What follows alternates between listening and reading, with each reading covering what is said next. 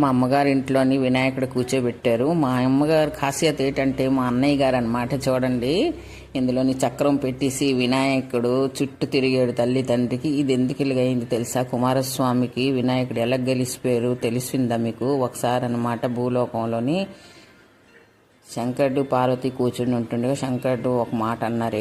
అదేమంటుంటే మీరు మీ ఇద్దరిలోని ఎవరైతే భూలోకంలో ఎన్ని నదులు ఉన్నాయో, బ్రహ్మాండంలోని ఎన్ని నదులు ఉన్నాయో అవన్నీ స్నానం చేసిన వదొట్టు ఎవరు నా దగ్గరికి వస్తారో నేను వాళ్ళకి విఘ్న వినాయక్ కాదు విఘ్నకర్తగా నేను నిరూపిస్తాను అనేసి అన్నారు. అప్పుడు అన్నమాట ఇద్దరు బయలుదేరారు. స్నానాలు చేసుకొని ఇద్దరు బయలుదేరేసరికి ఎక్కడ ఏ భూలోకం చూసినా సరే వినాయకుడు తనకన్నా కుమారస్వామికి ముందున్నాడు. కుమారస్వామి అనుకుంటాడు, నేను ఇంత నెమల మీద పరిగెడుతున్నాను, నేను ముందు రాకుండా ఇతనేంటి ముందుకు వెళ్తున్నాడని చూసారు. ఆఖరికి అనమాట శంకరుడు ఎదురుగన్ను శంకర్ దగ్గరికి వెళ్ళేసరికి తనే ముందు ఉన్నారనమాట. చూసేసరికి శంకర్కి చెప్తున్నారనమాట, తల్లి తండ్రి అసలేనమాట నాకు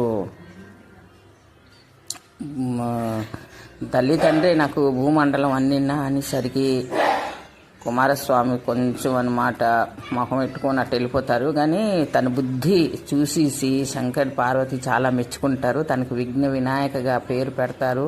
మొదటి పూజ నీదే అవుతుంది అనేసి అంటారు. రెండోది ఏంటంటే వినాయకుడు మన ఇంట్లోని 1 రాత్రి 3 రాత్రులు 9 రాత్రులు 11 రాత్రులు నిద్రపోయి మన ఇంట్లోంచి వెళ్ళిపోయారంటే మన ఇంట్లోని విఘ్నాలన్నీ తొలగించేసి పట్టుకొని వెళ్ళిపోతారు.